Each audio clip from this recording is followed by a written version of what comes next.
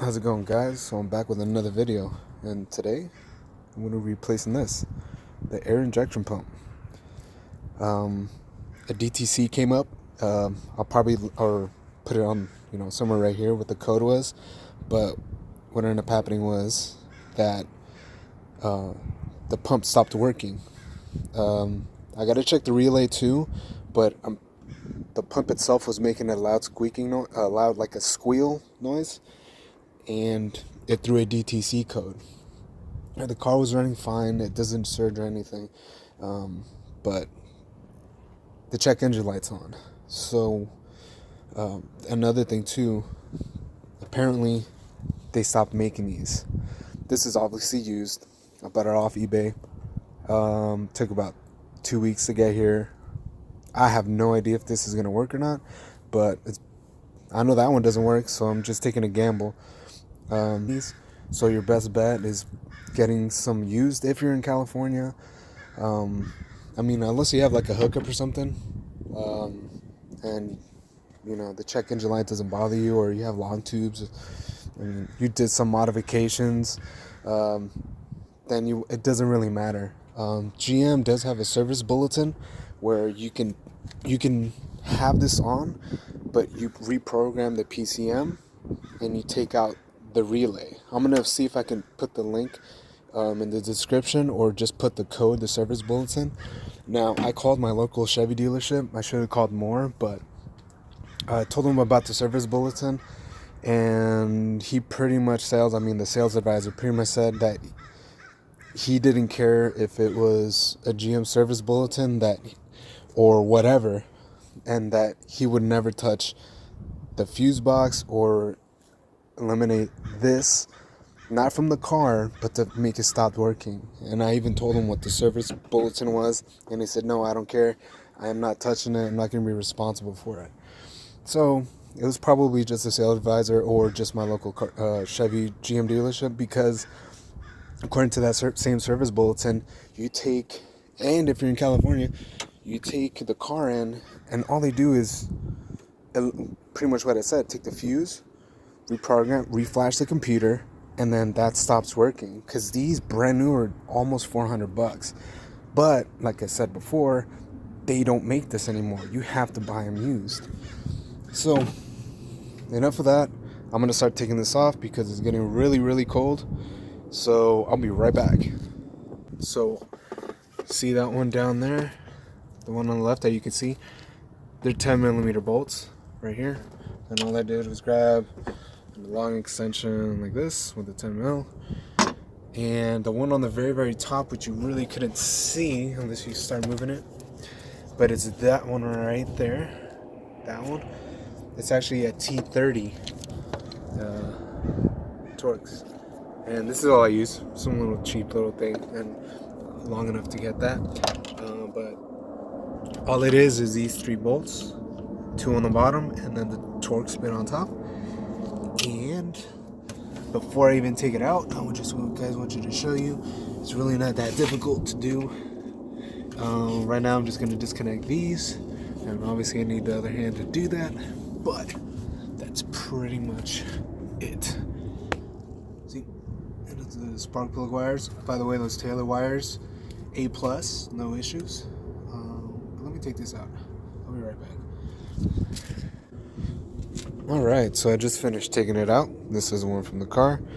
I'm not sure if you can see it. If the camera's not going to pick it up.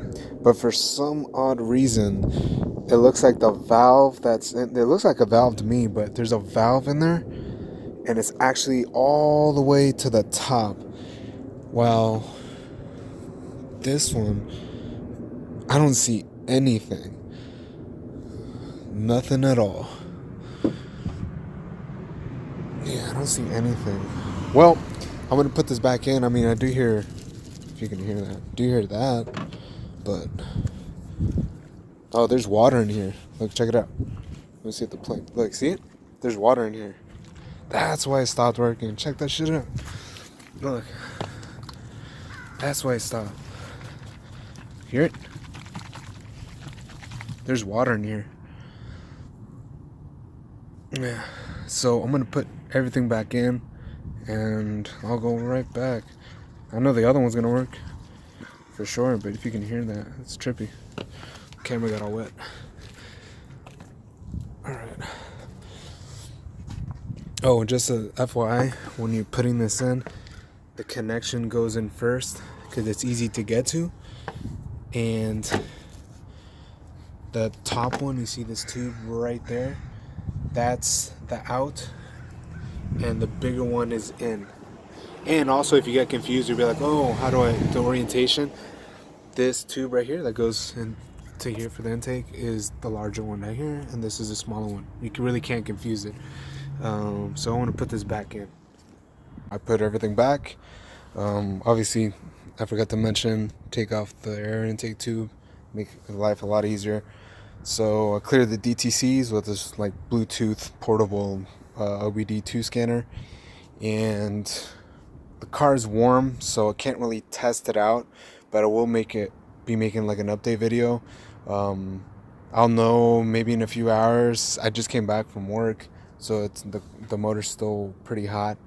But I don't hear the sound anymore that usually it makes from here. I'm gonna check the fuse later on.